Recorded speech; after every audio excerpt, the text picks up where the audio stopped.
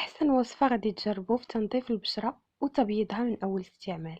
عندي صفار بيضاء، ملعقة قهوة سريعة الذوبان، قطعة جبن مثلث أو مربع.